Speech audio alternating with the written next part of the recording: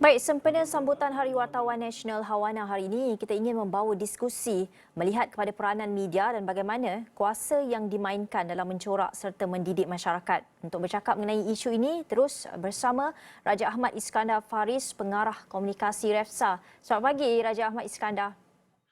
Selamat pagi, Gigi.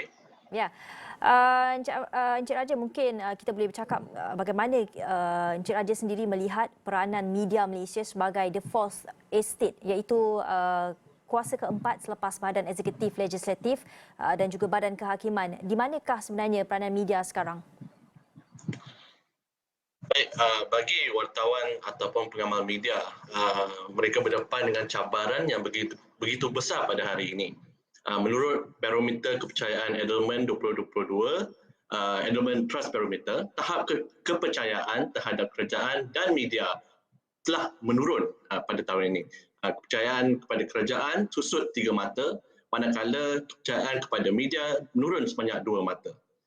Cabaran ini menunjukkan bahawa media berdaftar ataupun wartawan ataupun pengamal media berdepan dengan cabaran bahawa orang awam ataupun consumer of the media itself telah ataupun lebih mempercayai media sosial dan maklumat yang disampaikan oleh rakan-rakan atau kenalan melalui platform-platform digital tersebut.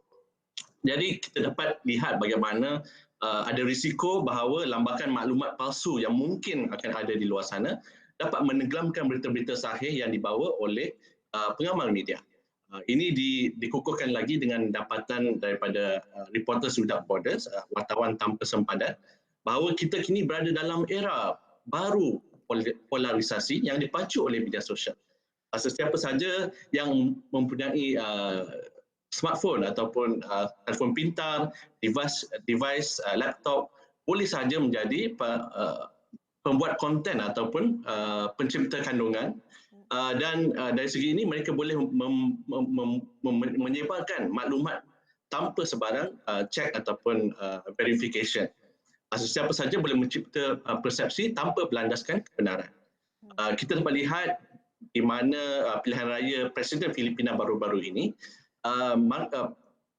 calon Presiden Marcos Jr. dan penyokongnya telah menggunakan kuasa sosial media atau media sosial untuk mencipta semula imej beliau, menyucikan diri beliau daripada kontroversi lampau keluarga Marcos. Lantas, beliau dilantik sebagai Presiden Philippines.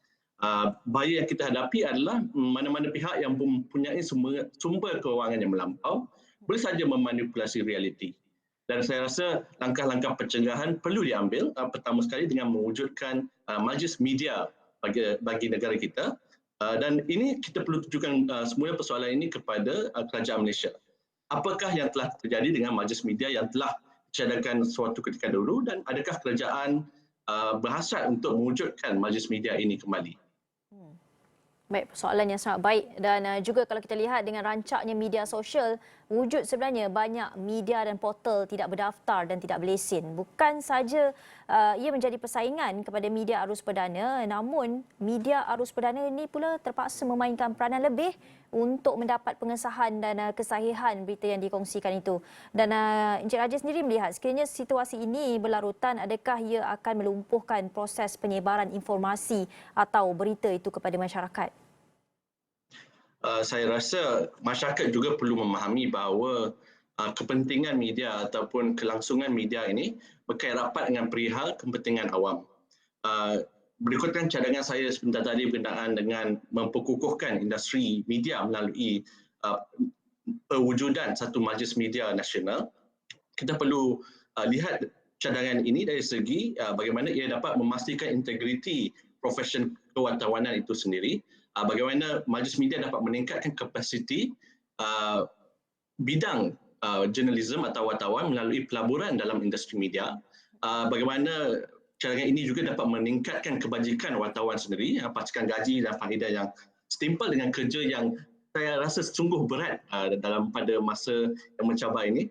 Dan daripada dari segi keselamatan wartawan itu sendiri, kita dapat lihat insiden di UTC di mana wartawan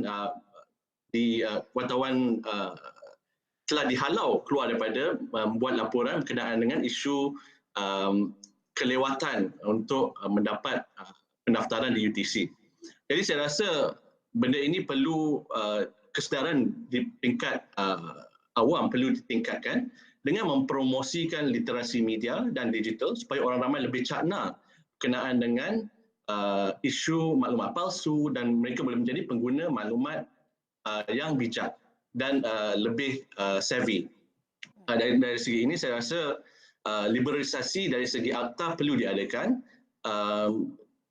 Contohnya kita perlu lihat semula bagaimana Akta Mesin Cetak dan Penerbitan 1984 telah disalahgunakan saban hari dan bagaimana ini boleh disemak semula dan dapat usher in a new age of information. Masukkan juga Akta Hasutan, pindah semula Akta Komunikasi Multimedia 1998 dan kaji semula Akta Rahsia Rasmi OSA 1972 dan wujudkan Akta Kebebasan Maklumat. Saya rasa dengan langkah reformasi berstruktur seperti ini, kita dapat mengetengahkan peranan wartawan sebagai satu guardian of truth dalam era demokrasi yang dihimpit oleh maklumat-maklumat palsu. Dan Encik Raja, satu lagi perkara ini dilihat sebagai satu rahsia terbuka. Banyak organisasi media ini dimiliki oleh parti-parti politik. Pastinya dilihat ada kecenderungan untuk menyebelahi dan ikut telunjuk pihak berkepentingan itu. Adakah situasi ini Encik Raja melihat akan menjadi penghalang kepada satu laporan yang bersifat adil atau fair reporting? Dari segi ini, itunya penting saya rasa untuk memansuhkan Akta Mesin Cetak dan Penerbitan kerana dengan adanya akta seperti ini, parti mana yang menjadi kerajaan mungkin akan ada satu unfair advantage kerana ia dapat mengawal atau mengongkong media yang tak sealiran dengan mereka. Jadi dari segi ini perlu ada semakan semula bagaimana struktur undang-undang itu mengawal maklumat dan curate information towards the benefit of the party in power ataupun parti ataupun pihak yang berkuasa. Saya rasa effort ataupun usaha perlu dilaburkan dalam untuk mendidik pengguna maklumat supaya cakna dengan bias oleh setiap badan media kerana kita sebagai individu atau sebagai insan tidak akan lari daripada satu bias ataupun yang lain kerana kita memang ada bias tersendiri dan dari segi ini struktur ataupun infrastruktur maklumat itu perlu ada supaya dapat mengawal ataupun mengurangkan kebiasan itu dan tidak satu laporan itu menjadi terlalu propaganda ataupun lebih memihak kepada agenda pihak tertentu.